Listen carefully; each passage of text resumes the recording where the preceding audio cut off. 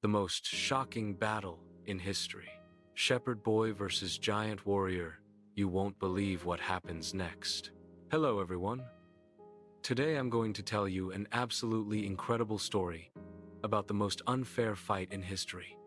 This is the story of David and Goliath. When you hear this story, you'll definitely get goosebumps. We're going back to around 1000 BC in the Middle East, in what is now Israel.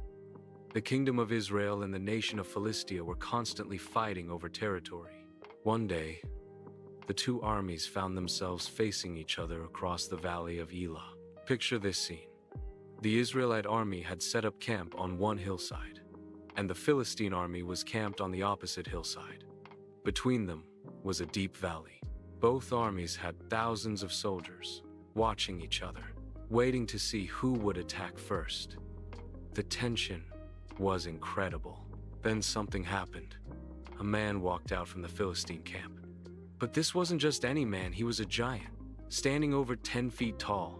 The Bible records his height as 6 cubits and a span, approximately 9 to 11 feet tall.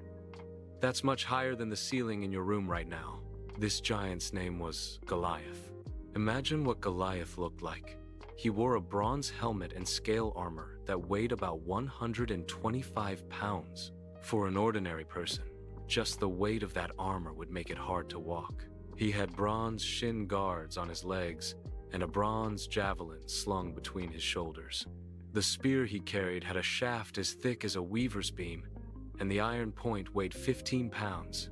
A man carrying a shield walked ahead of him. This giant Goliath shouted in a loud voice, "Why do you come out and line up for battle? Choose a man and have him come down to me. If he is able to fight and kill me, we will become your subjects. But if I overcome him and kill him, you will become our subjects and serve us." Instead of having the two armies fight a full-scale battle, each army would send out one representative. The side whose champion wins would be victorious, and the losing side would become servants of the winner. But there was a problem. No one in the Israelite army dared to fight Goliath. Of course not.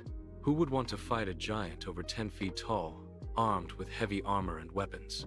King Saul of Israel, the brave generals, the experienced soldiers, they were all terrified. Goliath came out morning and evening for 40 days, shouting the same challenge. "Who among you can fight me? Cowards!" The Israelite army trembled with fear just hearing his voice. Their morale had completely hit rock bottom. The situation was truly desperate. Right at this desperate moment, a young boy appeared at the battlefield. His name was David. David was from a small town called Bethlehem and was the youngest son of a man named Jesse. He had several brothers, and 3 of them had joined King Saul's army and were at the battlefield. What kind of boy was David?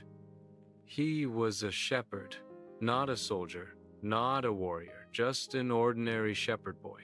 Every day he took care of sheep in the fields, letting them graze, giving them water, and protecting them from danger. He was probably in his late teens, wasn't very tall, and his build was average. One day, David's father Jesse called him. "David, your brothers are at the battlefield. Go and see how they're doing. Take this food to your brothers." David obeyed and set out early in the morning with roasted grain, bread, and cheeses. When David arrived at the battlefield, the two armies were facing each other. He left his supplies and ran to greet his brothers. But right then, Goliath appeared and shouted his terrifying challenge again.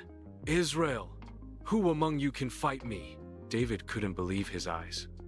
Thousands of soldiers backed away in fear as soon as they saw Goliath. David asked the people around him, "Who is that man that everyone is so afraid of? And what happens if someone defeats him?" The soldiers answered, "The king has said that whoever kills Goliath will receive great wealth, the king's daughter in marriage, and his family will be exempt from taxes in Israel." It was an enormous reward. But despite that, no one stepped forward. David thought to himself, "This man is insulting the army of the living God, so why isn't anyone stepping forward?" David's thinking was different from everyone else's. Others saw Goliath's size and strength, but David thought about God's power. Word of David's comment spread and eventually reached King Saul's ears. The king sent for David. Standing before King Saul, David said, "Let no one lose heart on account of this Philistine. Your servant will go and fight him." David volunteered to fight Goliath himself. King Saul was astonished. "You are not able to go out against this Philistine and fight him. You are only a young man, and he has been a warrior from his youth." But David didn't give up. He began telling the king about his experiences. "Your servant has been keeping his father's sheep.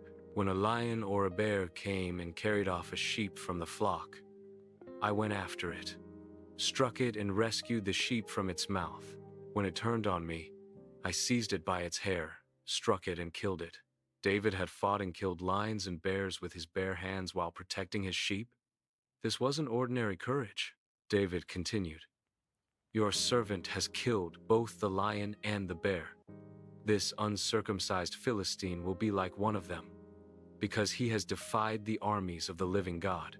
The Lord who rescued me from the paw of the lion and the paw of the bear will rescue me from the hand of this Philistine."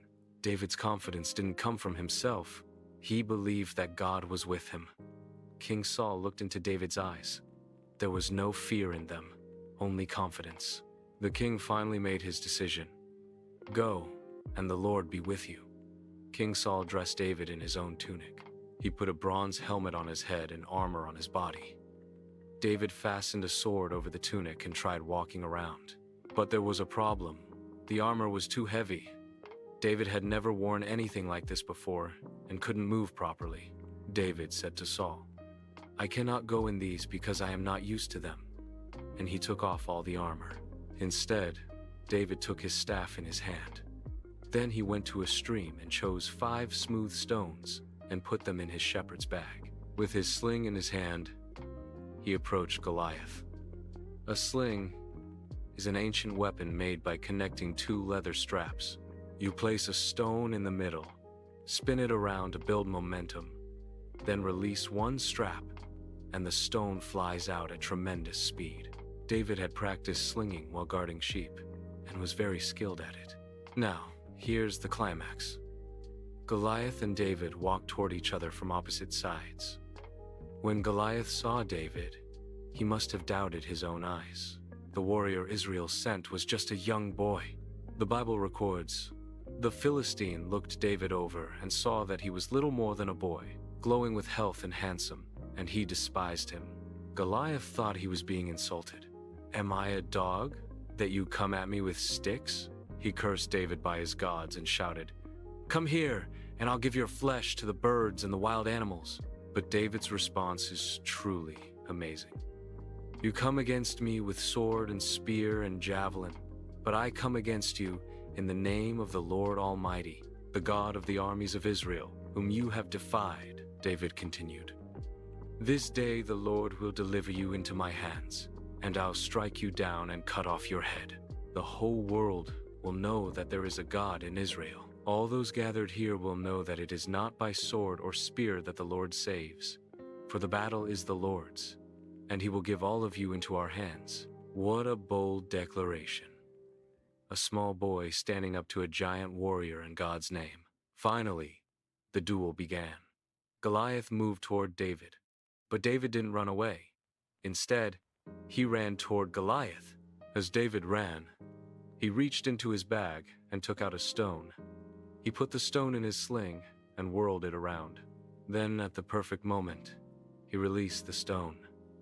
The stone cut through the air and struck Goliath precisely on his forehead, the part not covered by his helmet.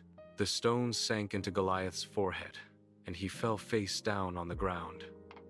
That massive giant was brought down by a single stone. Everyone held their breath. It was an unbelievable sight. David ran and stood over Goliath. He drew Goliath's sword from its sheath and used it to cut off Goliath's head. When the Philistines saw that their hero was dead, they all fled. The Israelites surged forward with a shout and pursued the Philistines. Israel won a great victory that day.